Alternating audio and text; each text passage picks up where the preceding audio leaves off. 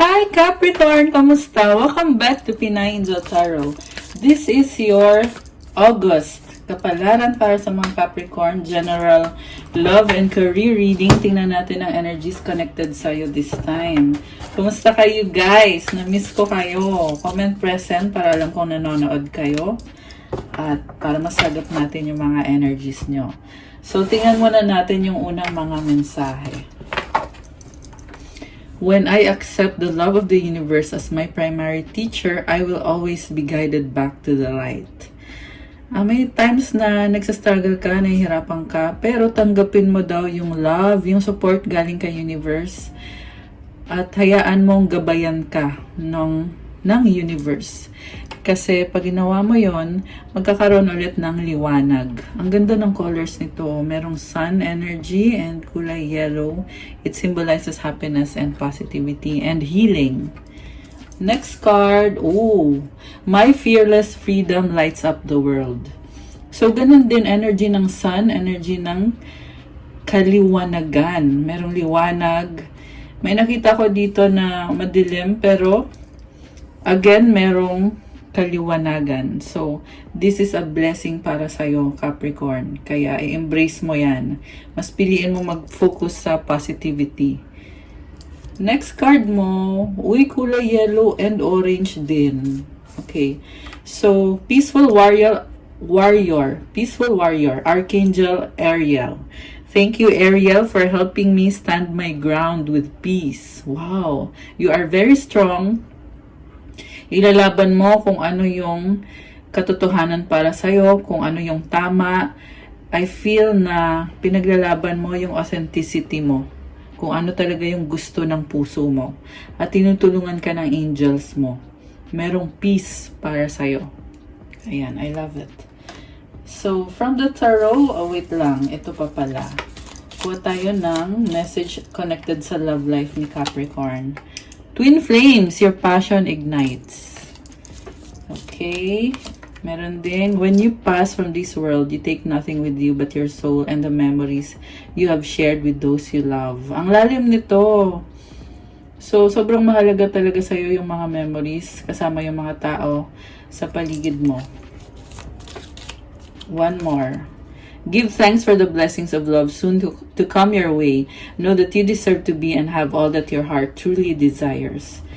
Ayan, may mga struggle talaga. Pero alam mo, napakalaking blessing nitong paparating sa'yo. Embrace at i-claim mo na to, Capricorn. Magpasalamat ka. Coming your way. Yung mga blessings. Blessings of love. Okay, from the tarot, tingnan natin. Ano energies ang connected kay Capricorn ngayon?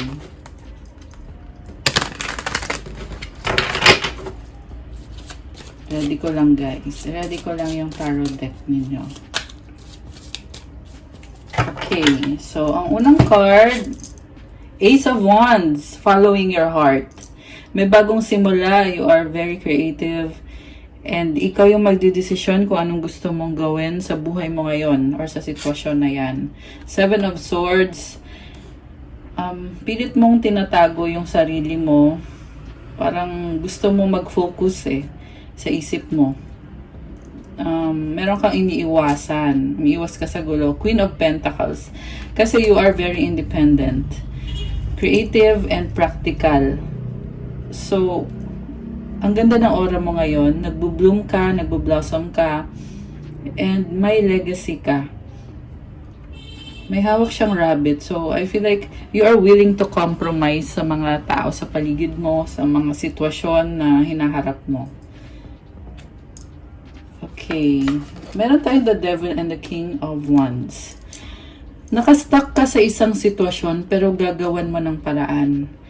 May nakita kong posible merong bad habits connected sa possible sa finances mo kasi may nakita ako ditong pentacle and lumalaban ka pa rin, gagawan mo ng paraan para maayos mo yan. Knight of Wands, maaring may kadil kang person or marami kang kadil na tao, parang nagdadalawang isip ka kung paano mo i-handle yung situation mo sa taong yan.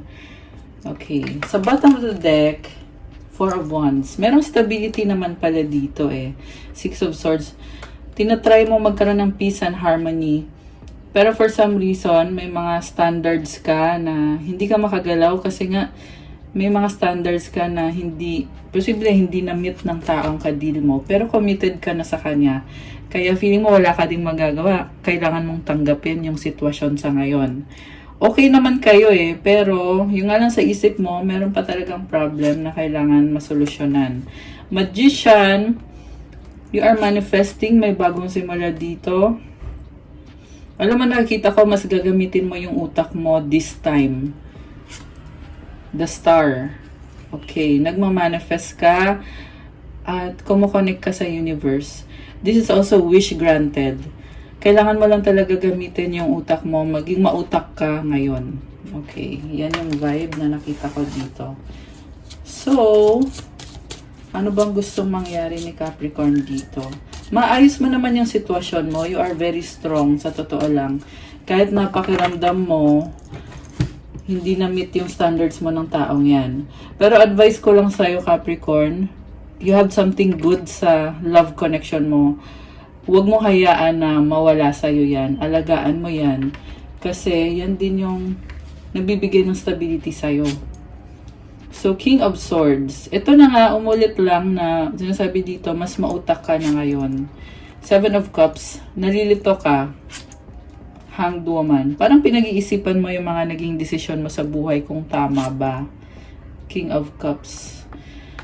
Sa huli, kahit anong isip mo dyan sa sitwasyon ninyo, pipiliin mo pa rin magmahal. Ayan, meron talagang pagmamahal dito. Kaya, hindi mo matakasan yung taong yan. Nakadeal mo. Okay, tumalon. Oh, the Lovers and the Page of Cups. Grabe, very pure. Desisyon mo talaga na tanggapin yung taong yan sa buhay mo. May bagong opportunity na very exciting. And marupok ka ngayon. Kaya, kailangan protektahan mo yung puso mo. Merong opportunity na kumakatok. Ang tanong, tatanggapin mo ba? Kasi parang ayaw mo maging marupok sa pag-ibig. Pero, merong magandang opportunity eh. So, yun yung tanong, kung tatanggapin mo ba yung opportunity na yon o ano. Okay. Next card is Three of Pentacles and the King of Pentacles. May partnership na pala kayo ng taong yan. Kaya, kumbaga, pagpapatuloy mo lang. Mukhang nafe-feel ko dito, lumalakas yung loob mo ngayon na i-enjoy lang yung connection ninyo. Kasi nga, may pagmamahal eh. Mahal mo siya. So, kahit sa isip mo, gusto mong kontrolin yung sitwasyon para umayon sa mga kagustuhan mo. Pero kasi, hindi mo makakontrol. Ayan, sa huli, nakikita ko pa rin na mukhang pipiliin mo magstay dyan kasi nga may partnership kayo at mahal mo naman din kasi siya. Ayan, yung nga lang hindi ka kontento eh, naghahanap ka ng something better. Pero umiiwas ka na sa pag-iisip ng ganon. Kaso lang, binabalik ka pa rin eh. Binabalik ka rin sa pag-iisip mo na may kulang or may mali na kailangan ayusin. Okay. So, ang tanong, ano bang nafe-feel ng taong yan? Uy, nag-flip yung card. Oh, wow. Queen of Wands. May bagong offer. Oh my gosh. So, merong magta-try ulit. Okay, parang ikaw din to eh. Pero gusto ko malaman yung sa person mo. Tingnan natin ha. Kasi ikaw to, parang sinasabi mo dito, sige, itatry ko ulit. Kasi wala naman akong magagawa talaga kahit malungkot ako sa sitwasyon. Five of Wands. Ang daming tao. Oh. Pwede din to nagka-clash yung character nyo or yung ugali nyo ng taong mahal nyo. Okay, ano ba ang energy or yung feelings ng person mo? Ano ba? Ano ba yung feelings ng person ni Capricorn? Sandali. Kailangan kong gamitin yung isang tarot deck. Okay, anong feelings ng person na ka-deal mo dito? Anong feelings ng person na ka-deal mo dito? Sensya na nag-alarm, pinatay ko lang. Okay, ito. Oh, King of Wands. Alam mo, parang gustong magparamdam sa'yo to. King of Wands and the Knight of Swords. Biglaan. So, baka, biglaan magme-message sa'yo. Gustong wasakin yung katahimikan niya. Gagawa siya ng paraan para makapasok ulit sa buhay mo. Sa totoo lang, parte naman talaga ng buhay mo tong taong to. Kumbaga, gagawa lang siya ng paraan para magkaroon ng connection ulit. Marami din siyang gustong gawin para sa sarili niya, pero isa ka din sa mga priority niya or binibigyan niya ng halaga. Na gusto niya mag-share ng energy sa'yo sa connection ninyong dalawa. Okay, ano pa? In love sa'yo tong taong to, the Empress. Oh my gosh! Guys! Knight of Cups romance. So, ito naman pala sobrang in love sa'yo. Wala na akong masabi, Capricorn. Gusto kanyang suyuin, gusto kanyang makasama ng pangmatagalan. Parang gusto niyang i-enjoy yung partnership ninyo. Feel niya kasi na merong fertility and abundance dito. Actually, maganda yung aura niya ngayon. So, mukhang very balanced yung feminine energies niya ngayon. And merong dumadaloy na emosyon dito. Merong waterfalls. So, yung waterfalls na yan is, kumbaga, nagkakaroon ng improvement or ng growth yung mga nararamdaman sa'yo ng taong yan. Nagbabago nag-i-improve. Kaya umaapaw yung pagmamahal dito. Ang ganda, wala akong masabi guys. Parang ang haba ng hair mo. Gusto kanyang suyuin. King of Cups, may pagmamahal talaga. Maaaring ang kadil mo ay merong energy ng Taurus, Libra, Water sign, Cancer, Pisces, Scorpio, Gemini, Fire sign, Aries, Leo, Sagittarius. Although this can be any sign naman. Okay, ano pa ang gustong maganap?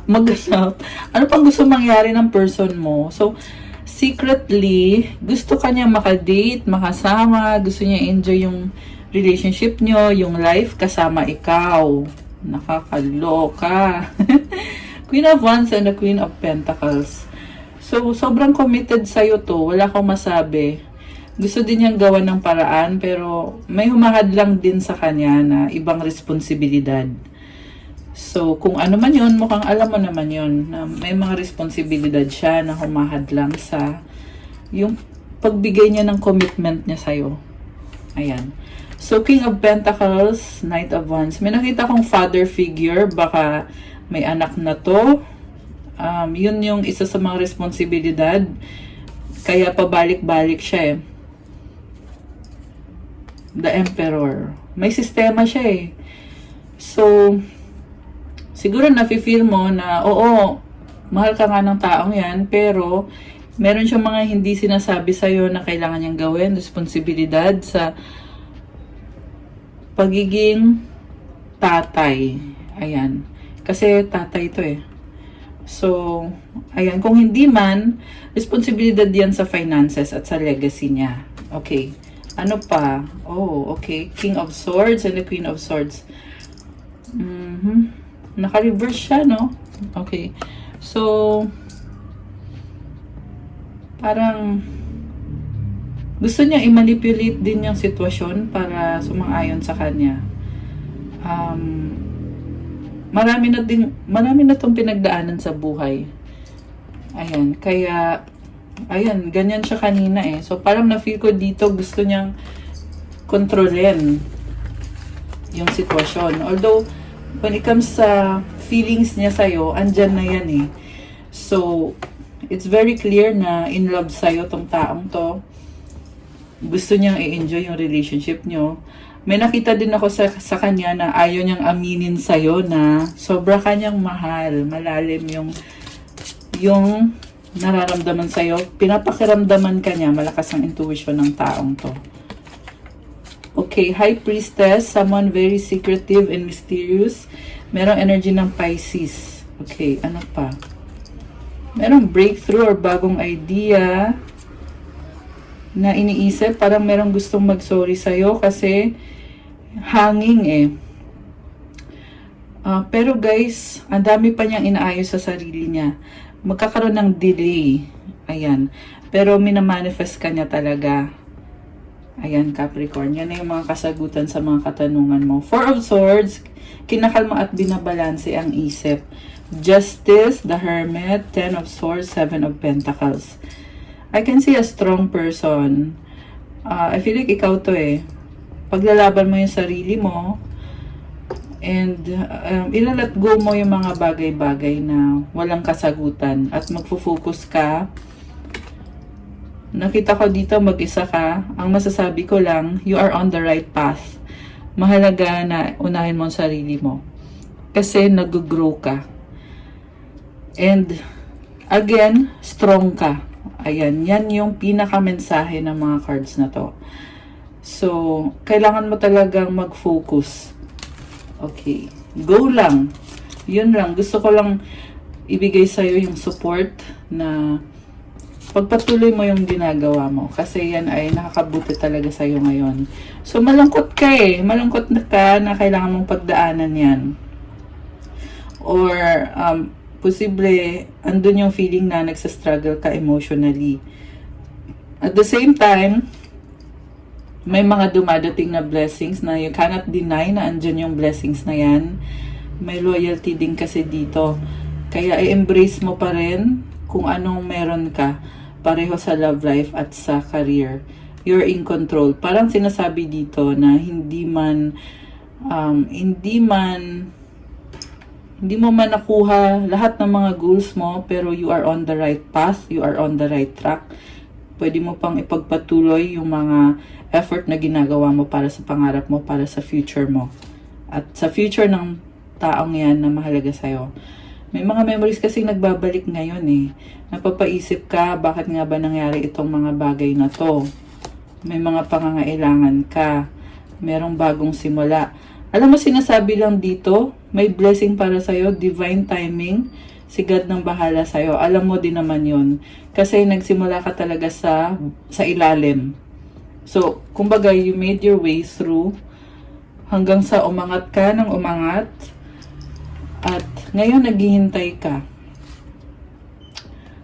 Huwag mawala ng pag-asa kasi merong blessing. At ito, natatanaw mo na din na ma-overcome mo na tong struggle mo, lalo na sa career, sa finances. Kasi merong wheel of fortune tayo dito. Nagbago yung sitwasyon.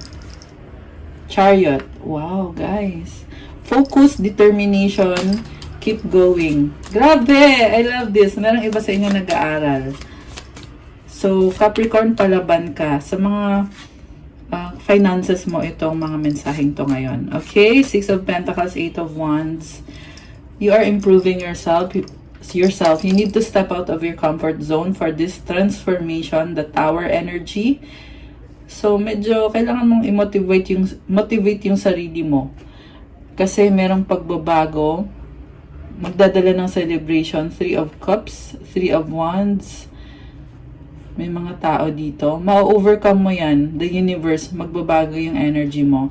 Yung mga taong yan, na parte ng buhay mo, sila yung nag-i-inspire sa'yo, nagpo-push din sa'yo, nag-i-encourage sa'yo. Okay? At dahil sa tulong din ng mga taong yan, na mukhang malapit sa'yo to, tinulungan mo din to eh. Support din sila sa'yo. Dahil din sa tulong nila, kaya lalong lumalakas yung loob mo. Ayan. I love it. Kuha ko kayo ng mga cards na mga mensahe na galing sa person mo. Okay. Ano mga mensahe ang gustong sabihin ng person ni Capricorn ngayon? I want to be more than friends. Wow. I know I mess up everything. Oh my gosh! I wonder if you're happy without me. I want to tell you how I feel. Sobra kang mahal. I regret lying to you. Okay? Comment heart dyan, yung mga resonate dyan. I'm becoming a better person. Sabi sa'yo gumanda yung aura niya ngayon. Kaya very romantic yung nafe-feel ngayon sa'yo. I wish I could share my good news with you. Ayun, merong mga magandang balita. Finding out the truth crush me. Okay? Ano pa?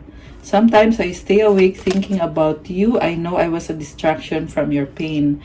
Parang merong part sa kanya na kasi nga super in love siya sa'yo. So, sinisisi niya yung sarili niya kung bakit hindi niya nabibigay sa'yo yung mga iniisip mo dito na gusto mong mangyari sa connection nyo. Alam na alam niya. So, we will be together again. This is your final card. I love it. So, ang haba ng hair mo, sobrang in love sa'yo ngayon, itong person mo, Capricorn. Kuha tayo ng advice para kay Capricorn. Advice para kay Capricorn. Ano ang advice para kay Capricorn this time? Being enough. May isa pang sumisilip sa ilalim. Tanggalin natin. Empowerment.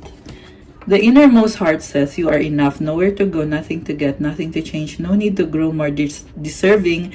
You, yes, you are love. Ayan! I love this! Sapat ka na. Alam mo, sineselebrate ng mundo kung anong meron ka, Capricorn. You are a big blessing. Grabe. And then, empowerment, when you ask the divine to take over, you get pulled into your own authentic power. Is a force of inner love that wants your wholeness and magnificence. Unfold my true and radiant self, dear Lord. Ang bongga ng energy na to, you are empowered. So, make sure na i-embrace mo yan, yung empowerment na energy na yan. Kasi nasa sayo na eh. So, that's the way para to achieve your full potential, Capricorn. Laban lang. I love it! Sobrang ganda ng cards. Ayan, sobrang nakakatawa. And kita mo synchronize yung images dito. Merong mga halaman, flowers. It symbolizes abundance. So, hawak mo yung buhay mo. Kung paano mo gustong mag-unfold yung situation mo. Ayan, Capricorn. Okay, guys! That's all for your August Kapalaran, mga Capricorn. Paki-like na ng video na to. And kailangan ko yung mga comments nyo. Pag maraming comments, gagawa ko ng bonus reading. Hit the notification bell, subscribe. Sa mga nagtatanong naman about private reading, kung nag-resonate kayo dito at kailangan nyo ng more information, you can book a reading. Tingnan nyo na lang sa description box. Diyan yung nakalagay yung link sa aking social media accounts kung saan kayo pwedeng mag-message or sa Viber or sa WhatsApp para mas mabilis. You can avail crystals through my Instagram. Napakaganda na energies ng crystal kasi alagang-alaga ko yan at merong special prayers yan na talagang nilalagay ko to enhance the energy kasi para talaga sa'yo yan at lifetime mo na magagamit yan. Merong syempre for attract love, for attract money, focus sa career at sa finances mo, motivation, pangtanggal ng stress, pampakalma, healing energy. Merong mga crystals dyan na maganda isuot sa gabi habang natutulog ka para pagising mo, refresh ka. Siyempre for prosperity and abundance. For negotiation, para ma-attract mo yung success sa merong mga business dyan. Depende na lang kung alin po yung magustuhan nyo or yung mag-resonate kayo. Thank you, Capricorn! Have a good day. God bless you. Stay safe. I'll see you again soon. Love you guys! Bye!